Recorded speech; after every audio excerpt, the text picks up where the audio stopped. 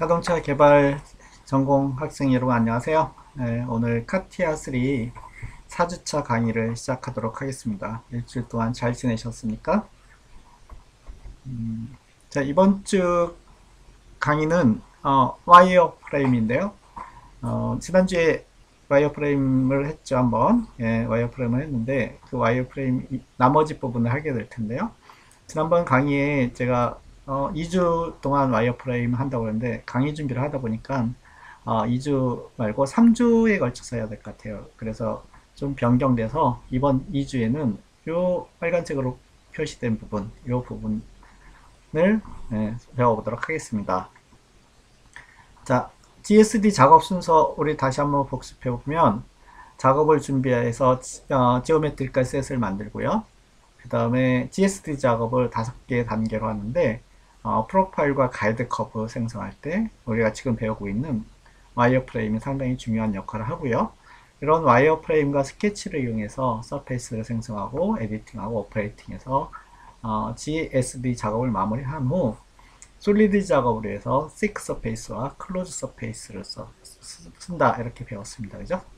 자, 오늘 그 와이어프레임의 그 전체적으로 8개의 큰 툴바가 있는데요. 이 중에 지난 1, 2, 3번에 대해서는 그러니까 포인트, 라인, 플레인에 대해서는 지난주 3주째 학습을 했고요. 이번 주에는 4, 5, 6번에 해당되는 프로젝트, 그 다음에 인터섹션, 그 다음에 커브, 서클에 대해서 배웁니다. 다음 주에는 이런 1번부터 7번을 포함해서 커브에 스플라인까지 포함해서 작업을 하겠습니다. 이번 주에 이 스플라인은 이번 주에 배워보도록 할게요. 자, 그럼 이번 주에 배울 내용을 한번 볼까요? 자, 먼저 프로젝트 컴바인 인터섹션인데요. 그 프로젝트 컴바인 그룹 내에는 프로젝션, 컴바인 등등 이렇게 있습니다. 그 인터섹션은 별도로 하나의 아이콘으로 되어 있죠. 자, 프로젝션은 곡면 외부에 있는 어떤 그 커브를 곡면에 투영시키는, 그러니까 프로젝션 시키는 방법이에요. 자, 이 방법에는 두 가지 타입이 있고요. 노멀하고 얼롱어 디렉션이 있고요. 이 작업을 하다 보면 이 화면처럼 되어 있는 두 개의 곡면을 투영을 시키다 보면 생성되는 커브가 윗면과 위의 곡면과 아래 곡면에 두 개가 동시에 생성될 텐데 이렇게 커브가 두 개, 하나 이상, 두 개 이상 생성될 때는 꼭 이러한 밑에 있는 창이 뜹니다. 멀티 리졸트 매니지먼트, 그러니까 다 여러 개의 결과가 나올 때 이거를 어떻게 관리할지 해서 세 개의 옵션이 있는데요. 이거는 보충학습 시간에 보도록 하겠습니다. 자, 다음은 두 개 커브의 그 합성 영역, 그걸 컴바인이라고 하는데요. 합성의 커브를 생성하는 방법. 그리고 그 커브의 서페이스에 일정한 각도를 갖는 커브를 생성하는 방법. 그다음에 커브의 실루엣, 외형을 따내서 커브를 생성하는 방법. 이런 것들이 지금 프로젝트 컴바인 그룹 내에 있습니다. 인터섹트는 두 개의 서페이스의 교차점을 잡아내는 방법입니다. 다음은 서클을 생성하는 방법인데요. 서클을 생성하고 서클을 보통 우리는 스케치에서 생성을 했죠. 근데 여기는 스케치 들어가지 않고 와이어프레임 형태로 센터 포인트하고 반지름 또는 여러 가지 서클을 만드는 옵션들 밑에 있는데요. 이런 옵션들을 통해서 서클을 생성하고요. 생성할 때 요 오른쪽에 보면 아크로 생성할지 완전한 서클로 생성할지 이렇게 선택하는 옵션이 있습니다. 코너는 요 것처럼 두 개의 그 커브나 라인의 R값을 갖는 코너, R값을 갖는 그 커브를 생성해서 전체적으로 그 두 개의 커브나 라인이 만나는 곳을 부드럽게 R값을 갖는 형태로 커브를 만들어 주는 거고요. 자, 이런 식으로 생성이 될 때는 두 개의 그 엔티티 커브하고 직선이 만날 때 이쪽에 R값이 생길지 이쪽에 R값이 생길지 두 개의 경우가 발생하잖아요. 이럴 때는 꼭 카티아에서는 여기 Next Solution이라는 이런 메뉴가 뜹니다. 그래서 메뉴가 뜨면 아래에 있는 것처럼 우측에 있는 걸 선택할지 그 다음에 좌측에 있는 걸 선택할지를 Next Solution을 클릭할 때마다 바뀝니다.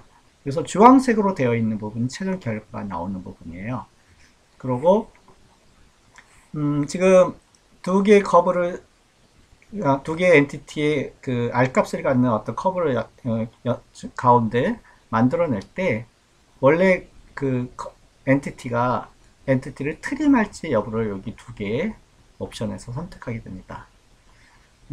지금 그래서 여기서 체크해야 될 거는 트림할지 안 할지를 반드시 체크하시고요.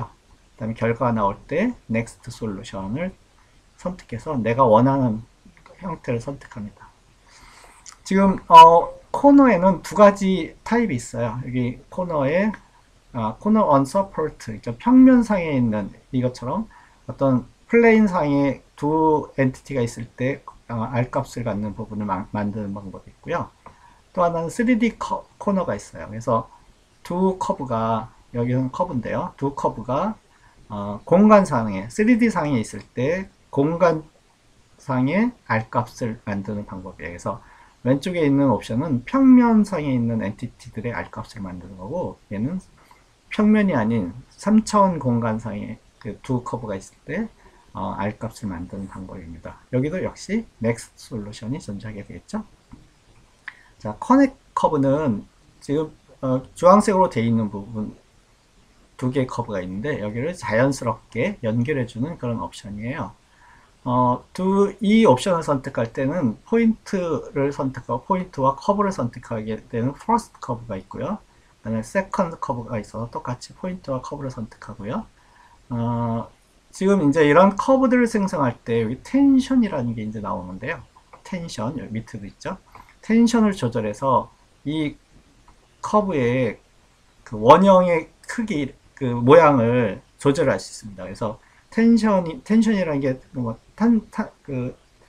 활 시위를 잡아당길 때 그 시위가 얼마큼 세게 잡아당기는지 적게 잡아당기는지에 따라서 모양이 달라지는 것처럼 텐션 값을 기본이 1인데요. 1보다 크게 하면 더 많이 잡아당기는 이 모양이 좀 더 이렇게 커지는 그런 형태가 되고요. 텐션이 1일 땐 기본적으로 좀 더 작은 형태로 이렇게 나온다. 그래서 이 프로파일을 만든다는 거는 와이어프레임 프로파일을 만든다는 거는 내가 디자인적인 요소를 고려해서 그 설계자가 만들어야 되기 때문에 이런 텐션 값을 보면서 디자인적으로 또는 설계 문제가 없는지 이렇게 체크하게 됩니다. 자, 코닉은 원추라고 그러는데요. 직선 두 개가 있을 때 이런 두 개 사이에 그 근접하는 이런 그 커브를 생성할 때 쓰는 거고요. 여기도 왼쪽에 있는 텐션처럼 파라메터라는 게 있어서 파라메터 값을 조절하게 되는데요. 텐션은 1보다 크게 하면서 조절하고요. 파라메터는 최대값이 1이에요. 그래서 최대값이 1이고 그 다음에 점점 작게 할 파함에 따라서 이 커브가 직선부에 더 접하는 형태로 이렇게 바뀝니다. 다음은 커브인데요. 커브에는 이제 스플라인이 있고 나머지 커브들은 5주차에 하도록 하겠습니다. 오늘 스플라인을 하는 이유는 종합과제 스플라인을 써서 작업을 해야 되는 그 과제가 있어서 스플라인을 배우도록 할 거예요. 자, 스플라인은 기본적으로 위에 있는 것처럼 포인트 4개가 있을 때 4개를 스플라인 자유곡선 형태로 연결하는 거고요. 이 옵션 내에 들어가 보면 클로즈 스플라인이라는 게 있어서 여기 클로즈 포인트 스플라인 체크하면 이렇게 클로즈 상태의 스플라인을 완성하는 거예요. 자, 클로즈가 물론 체크가 안 돼 있으면 이것처럼 이렇게 열려 있겠죠. 자, 이 스플라인은 이제 그동안 많이 쓰는 폴리라인과 지난주에 배운 폴리라인과 구별을 해야 되는데요. 폴리라인은 똑같이 이렇게 4개의 포인트가 있을 때 직선으로 연결하는 게 폴리라인이고 스플라인은 자유곡선으로 연결하는 거죠. 모양이 되게 비슷하게 되어 있습니다. 그죠? 그리고 여기도 폴리라인도 클로즈 폴리라인이 있어서 그 스플라인하고 거의 같고요. 대신 폴리라인에는 직선과 직선이 만나는 부분에 레디우스를 이렇게 집어넣을 수 있게 돼 있죠. 자, 스플라인은 그런 레디우스 값은 없고요. 뭐 탄젠트 이런 것들로 적용하는 게 있는데, 자, 요 옵션을 스플라인 그 대화창에 굉장히 많은 옵션이 있습니다. 이걸 살펴보기 위해서 제일 우측에 스플라인 활용을 제가 별도로 정리를 했어요. 예를 들어서 지금 첫 번째 커브 같은 경우는 요 포인트를 중심으로 해서 Z방향으로 스플라인이 나오고 그 다음에 다시 들어가는 형태로 되어 있고요. 제일 끝에 있는 스플라인도 마찬가지로 똑같이 되어 있는데 두 개의 차이점은 텐션 값이 다르다는 거예요. 자, 제일 뒤에 있는 거가 텐션이 1이고 이 중간에 있는 거가 텐션이 1보다 큰 그런 케이스예요. 자, 제일 앞에 있는 거가 지금 밑에 있는 대화창에 작업을 하고 있는데요. 이 스플라인을 만들 때는 주의해야 될 점은 포인트를 선택하고 그 포인트가 어느 방향으로 나가야 되는지를 우측에 있는 탄젠트, 여기 왼쪽에 정리 나왔죠? 탄젠트 디렉션으로 방향을 지정하게 돼 있어요. 그래서 세로선을 선택하면 위로 스플라인 나가는 거고 가로선을 탄젠트로 선택하면 선이 이쪽으로 나가야 되겠죠. 자, 그리고 하나가 더 있는데 요 빨간 화살표가 있어요. 빨간 화살표는 내가 선택한 선으로부터 바깥으로 나가면서 커브가 시작되는지 아니면 이것처럼 안쪽으로 내려오면서 시작하는지 그 방향을 정해주는 거예요. 자, 이 커브는 빨간색 이쪽 부분은 커브가 위로 올라가게 스타트해서 이 선택한 포인트로부터 아래 방향으로 빨간색이 되어 있기 때문에 아래로 이렇게 커브가 생성되고 두 번째 있는 거는 다 윗방향으로 되어 있으니까 여기도 위로 이렇게 올라가겠죠. 그래서 빨간색 화살표가 여기는 위로, 여기도 위로 되어 있겠죠. 자, 그래서 그 화살표의 방향을 조절해서 커브의 모양을 결정하고요. 또 하나는 첫 번째 거하고 세 번째 커브 같은 경우에는 여기 라인이 존재하기 때문에 방향을 탄젠트 디렉션을 하면 되는데 두 번째 거 같은 경우에는 여기 라인이 없죠. 라인이 없기 때문에 이 포인트만 선택하고 이때는 커베처 디렉션이라는 커베처가 곡률이거든요. 곡률의 디렉션을 선택하게 돼요. 그래서 여기서 여기 오른쪽에 있는 커베처 디렉션에서 마우스 오른쪽 키로 이거 같은 경우는 Z 방향이었죠. Z 방향으로 방향을 주어지면 위로 올라갈 거고요. 물론 뭐 Y나 X 방향으로 하면 또 방향이 바뀌겠죠. 그래서 두 가지 방법으로 여기서 작업을 한다는 거예요. 스플은 굉장히 많이 쓰거든요. 그래서 지금 방향을 지정할 때 탄젠트 디렉션과 커베처 디렉션 두 개로 방향을 지정하고 빨간색 화살표가 그 방향에 나가는 부분의 모양을 결정해 준다. 이렇게 정리를 하면 될 것 같습니다. 자, 앞서 설명드린 거의 참고 사항들이에요.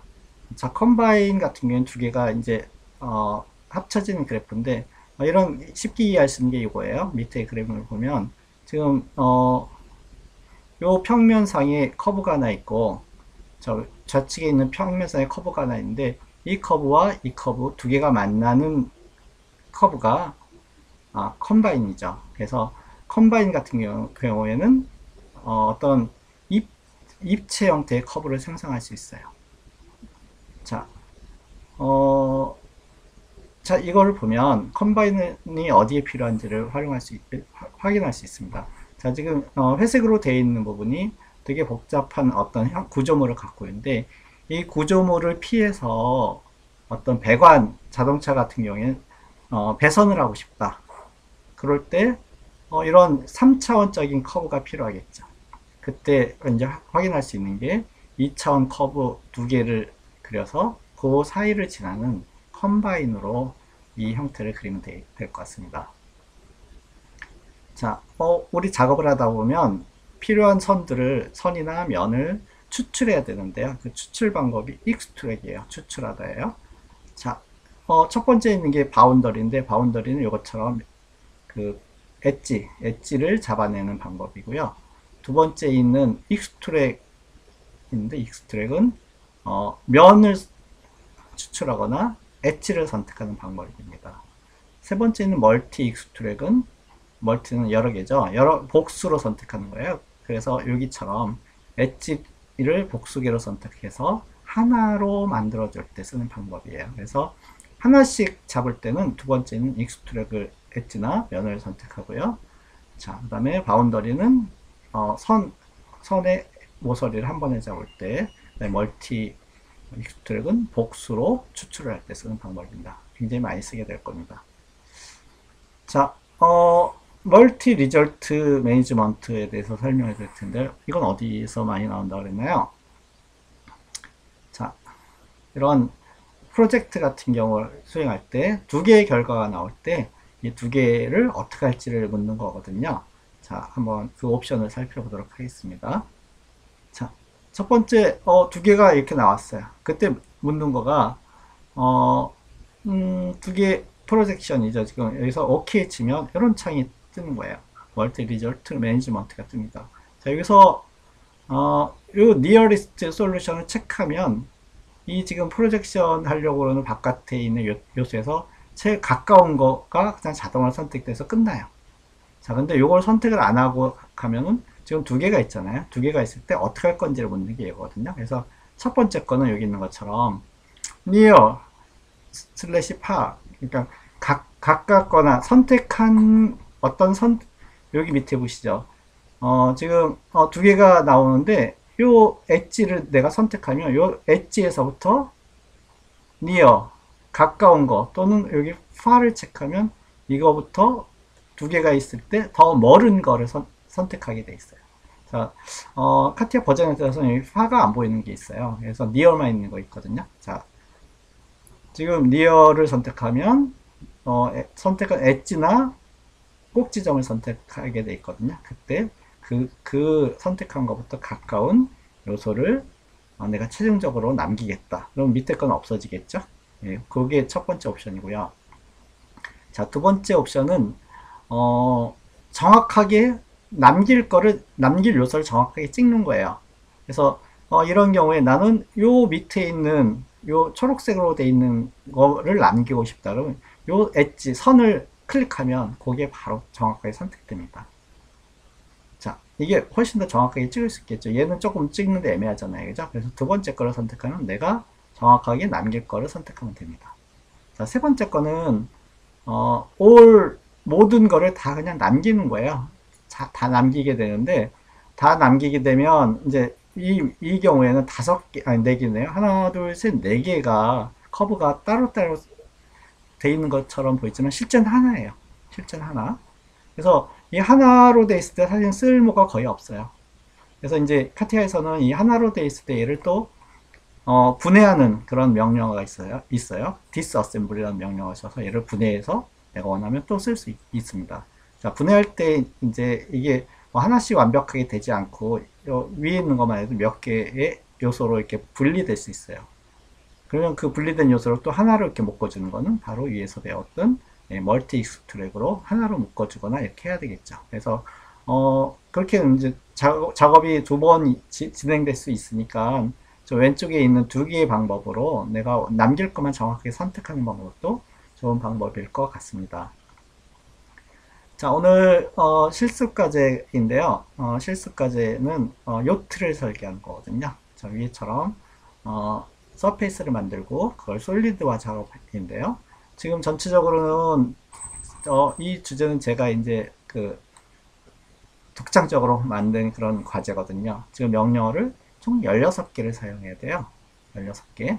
여기서 지금 아직 안 배운 명령어가 그러니까 지오메트리컬 세트 쓰고 와이어프레임은 이제 거의 다 배운 내용이고요. 서페이스는 아직 저희가 많이 안 배웠지만 세 번째 멀티 섹션 서페이스가 이제 안 배웠지만 멀티 섹션 솔리드하고 같은 개념이니까 여러분 쉽게 하실 수 있을 것 같아요.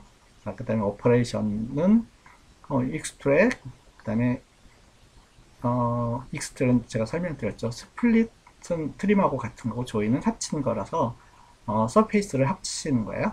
자, 미리 말씀드리면 이런 서페이스가 생성되고 솔리드 작업을 할 때 이 서페이스를 하나로 합치지 않으면 이게 한꺼번에 작업이 안 돼요.